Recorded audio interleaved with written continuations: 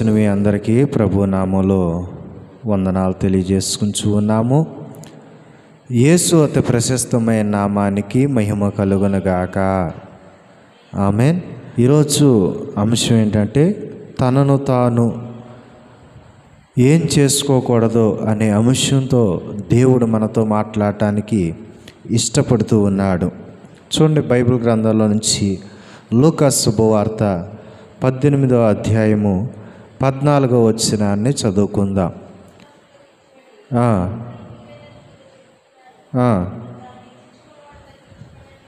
తనను తాను హెచ్చించుకున్నవాడు తగ్గించబడును. చాలండి. తనను తాను ఏం చేసుకోకూడదంటే మొదటిగా హెచ్చించుకోకూడదు. ఈ లోకంలో మనం చూస్తే చాలామంది వారికి వారే హెచ్చించుకునేవారు ఉన్నారు. కొంతమంది అయితే దేవుని దగ్గర కూడా తగ్గించుకోరు, అక్కడ కూడా హెచ్చించుకునే వాళ్ళు ఉన్నారు. నాకేంటి, నాకు అన్నీ వచ్చు, నాకేంటిలే అని హెచ్చింపు స్వభావం కలిగి జీవించే వాళ్ళు ఉన్నారు. అయితే తనను తాను హెచ్చించుకోకూడదు అని దేవుడు చెబుతున్నాడు.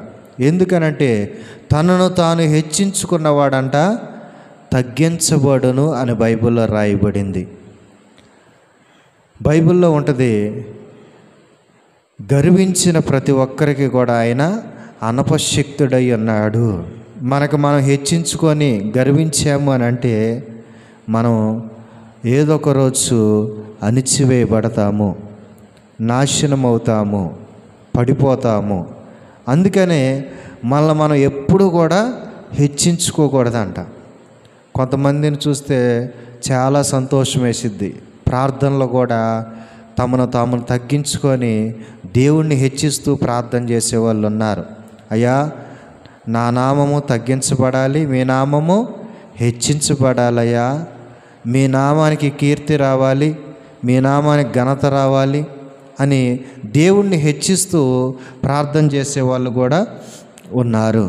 ఇంకా తమను తాము మేము దుమ్ము వంటి వారము, ధూళి వంటి వారము, పెంట మీద పురుగు వంటి వారము, ఇంకా చాలా రకాలుగా వారిని వారు తగ్గించుకుంటూ ప్రార్థనలు కూడా చేసేవారిని మనము ఈ లోకంలో చూస్తూ ఉంటాము. అయితే బైబిల్ గ్రంథంలో తనను తాను ఏం చేసుకోకూడదో వాక్యం ద్వారా మనం నేర్చుకుంటున్నాం. మొదటి మాట ఏంటంటే మనల్ని మనం హెచ్చించుకోకూడదంట. బైబిల్లో చాలామంది వారిని వారు హెచ్చించుకొని పడిపోయిన వారిని మనం చూస్తూ ఉంటాము. ఉదాహరణకి నెబుకద్నెజరు తన్ను తాను ఎప్పుడైతే హెచ్చించుకొని గర్వం తెచ్చుకున్నాడో పశువుల్లాగా గడ్డి మేసినట్లుగా ఉంటుంది. ఎవరికైనా హెచ్చింపు స్వభావం వచ్చి గర్వం వచ్చిందంటే నెబుకద్నెజరు ఆత్మ ఇతనిలో పనిచేస్తుంది అని అంటూ ఉంటారు. కొన్నిసార్లు నేను ప్రవచనాలు చెప్పేటప్పుడు పాస్టర్లు కూడా విన్నా, నెబుకద్నెజరు ఆత్మ మీలో పనిచేస్తుంది అని చెప్పిన వారు కూడా ఉన్నారు. అంటే గర్వంతో కూడినటువంటి ఆత్మ మీలో పనిచేస్తుందని అర్థం. చాలామంది వారిని వారు హెచ్చించేసుకునే వాళ్ళు ఉన్నారు. గొల్లియాతు కూడా తను తాను బాగా హెచ్చించుకున్నాడు. ఏ దేవుడు నన్ను ఆపలేడు, ఎవ్వరు కూడా నన్ను ఆపలేరు, ఏం చేయలేరు అనుకున్నాడు. మనం ఎప్పుడైతే హెచ్చించుకుంటామో అప్పుడే మన పతనం ప్రారంభం అవుతుంది. మనం ఎప్పుడు కూడా హెచ్చించుకోకూడదంట. మనం గనక బైబిల్లో ఉంటుంది, మనం ప్రభువుని గణపరిస్తే మనల్ని కూడా ఆయన గణపరుస్తాడు, గొప్ప చేస్తాడు. మనం హెచ్చించుకోకూడదంట. తనను తాను ఏం చేసుకోకూడదంటే ఒకటి, హెచ్చింపు అనేది రాకూడదు. మనం గర్వపడ్డామా మనం తగ్గించబడతాము. అందుకని హెచ్చింపు స్వభావం మనలో ఏమైనా ఉంటే దాన్ని మనము తీసివేసుకోవాలి. నాకేంటి అన్నది మనకి ఎప్పుడు కూడా రాకూడదు. ఎంత ఎదిగినా కూడా ఒదిగి ఉండాలి అని అంటారు. ఇంకా బైబిల్లో చెబుతాడు, మీలో ఎవరైనా నాయకుడిగా ఉండాలనుకుంటే వాడు ఏం చేయాలంట? పరిచర్య చేయాలి. నువ్వు గొప్పవాడిగా ఉండాలంటే ఏం చేయాలి? పని చేయాలి. అందుకనే మనల్ని ఎప్పుడు కూడా మనం హెచ్చించుకునే వారిగా మనం ఉండొద్దు, కానీ మనం ఎప్పుడు కూడా తగ్గించుకునే వారిగా ఉండాలి. ప్రాముఖ్యంగా దేవుని సన్నిధానంలో మనము తగ్గించుకునే వారిగా ఉండాలి.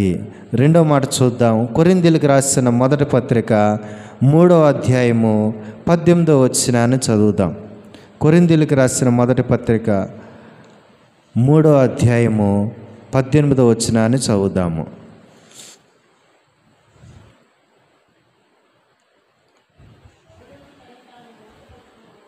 చాలండి.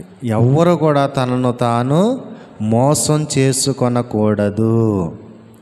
ఈ లోకంలో చాలామంది వారికి తెలియకుండానే వారిని వారు నష్టపరుచుకునే వాళ్ళు, మోసపరుచుకునే వాళ్ళు ఉన్నారు.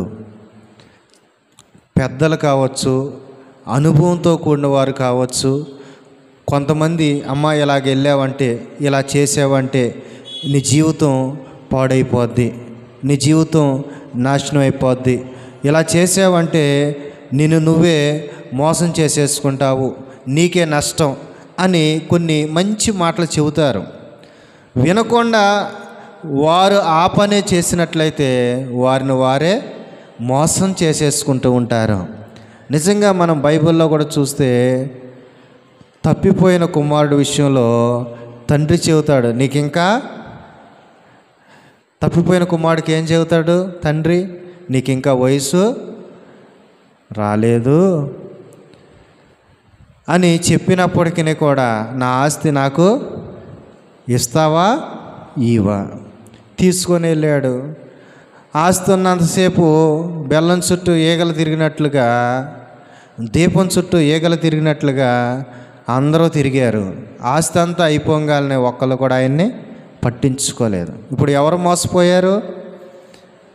తప్పిపోయిన కుమారుడు తనకు తానే మోసాన్ని చేసేసుకున్నాడు.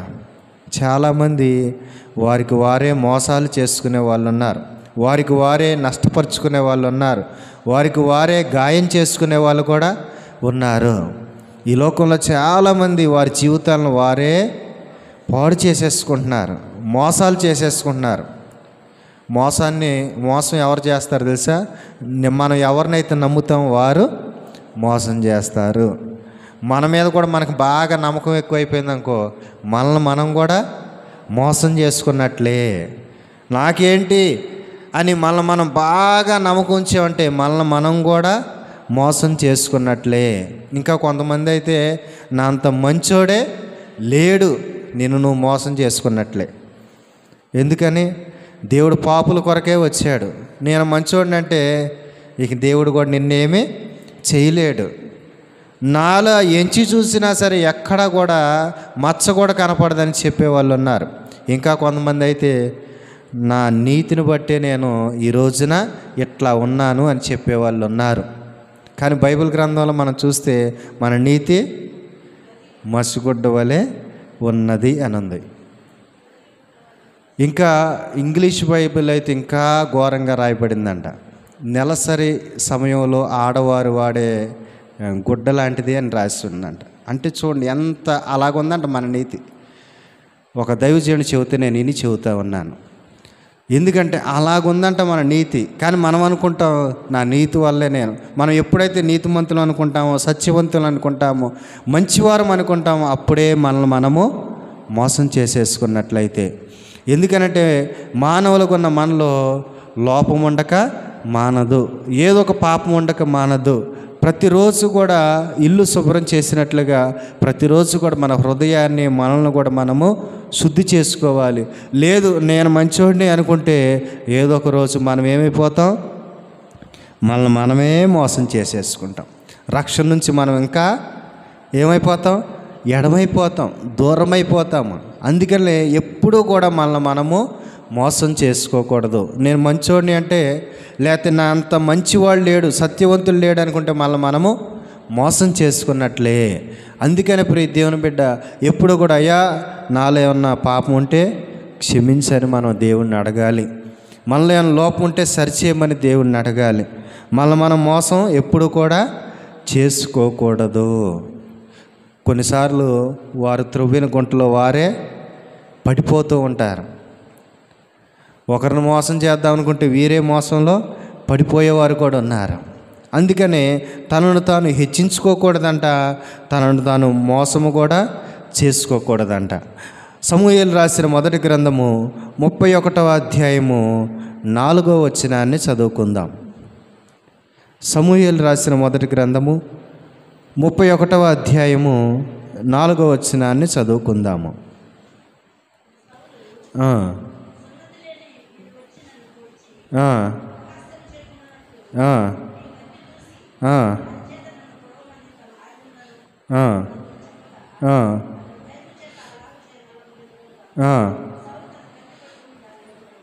చాలండి. తను తాను ఏం చేసుకున్నాడంటే చంపేసుకున్నాడు, పొడి చేసుకున్నాడు, తన ప్రాణాన్ని తానే తీసేసుకున్నాడు. అంటే తనను తాను ఏం చేసుకోకూడదంటే చంపుకోకూడదు. ఈ లోకంలో చాలామంది ఏం చేస్తున్నారు? చంపేసేసుకుంటూ ఉన్నారు. పరీక్షలు తప్పితే చచ్చిపోవటం, తల్లిదండ్రులు ఒక మాట అంటే చచ్చిపోవటం. నిన్నటి రోజున ఒక దైవజనుడు చెప్పాడు, స్తుతి ప్రార్థన పెట్టుకున్నాడంట ఒక ఆయన.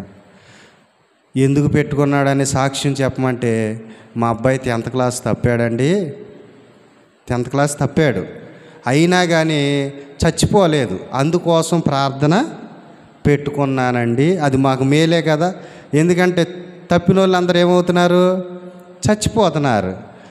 మా వాడు చచ్చిపోకుండా స్థిరంగా ఉన్నాడు, అందుని బట్టి నేను స్తుతి ప్రార్థన పెట్టుకున్నా అన్నాడంట.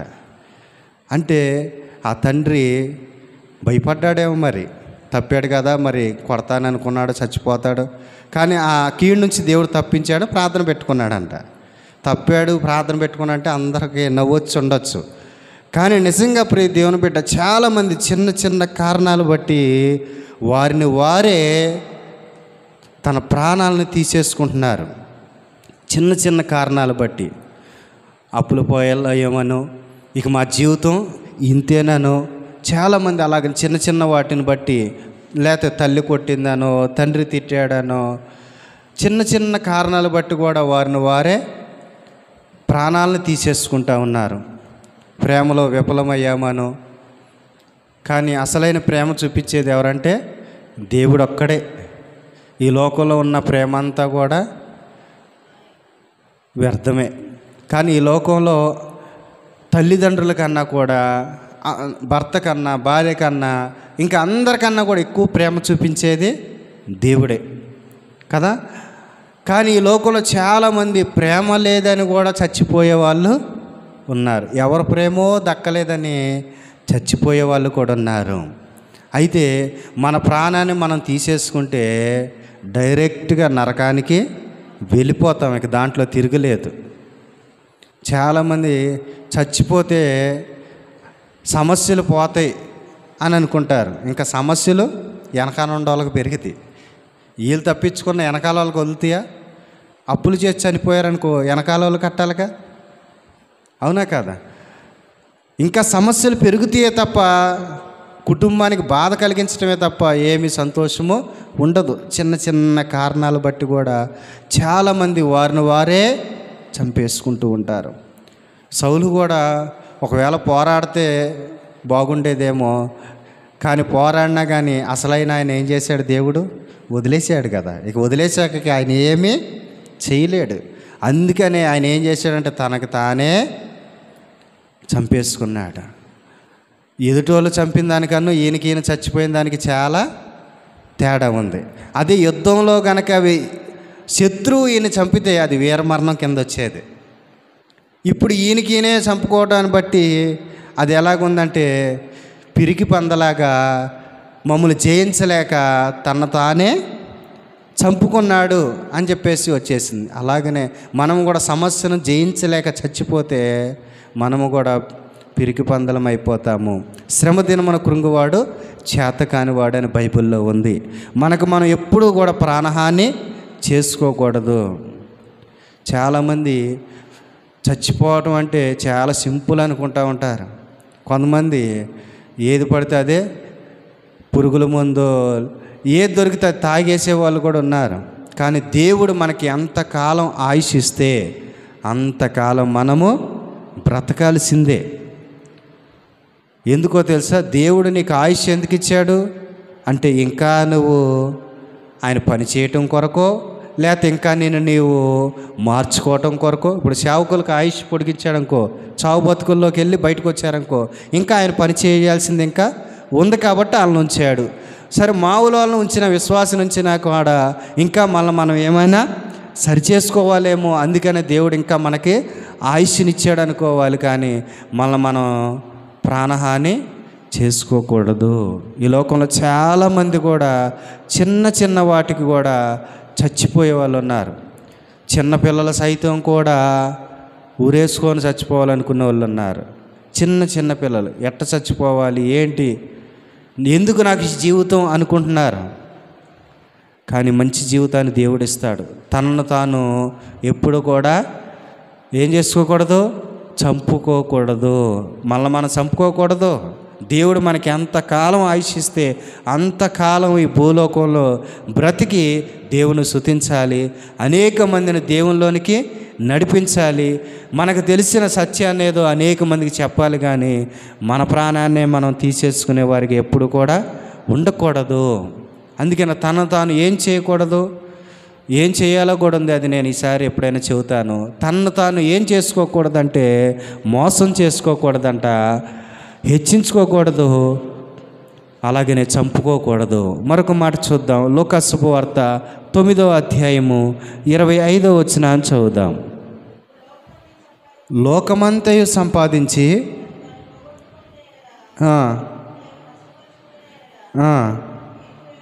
వానికి ఏమి ప్రయోజనము?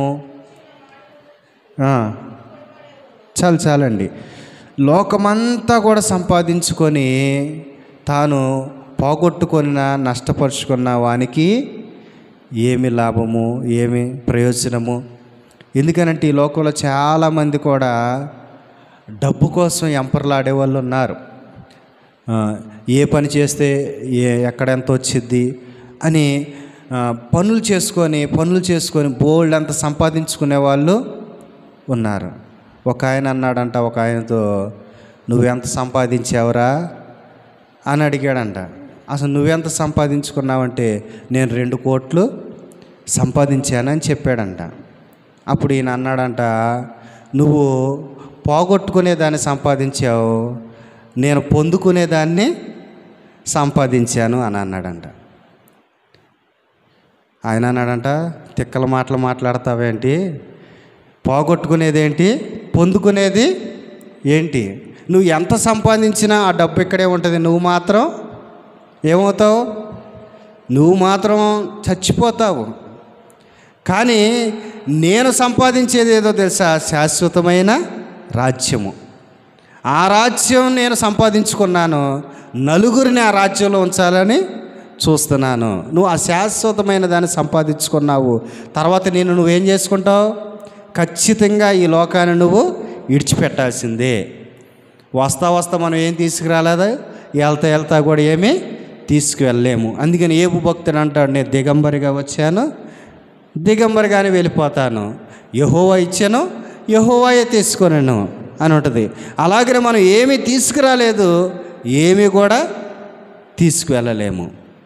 అందుకని ఈ లోకంలో ఉన్నదాన్ని సంపాదించుకొని మన ప్రాణాన్ని పోగొట్టుకుంటే దానివల్ల మనకు ఉపయోగం ఏమీ లేదు.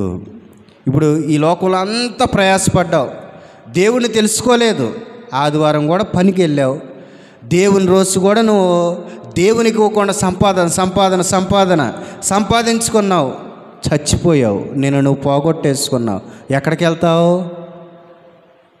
వెళ్తావు ప్రియ దేవుని బిడ్డ అంటే ఖచ్చితంగా నరకానికి వెళ్ళిపోతావు, అంతే.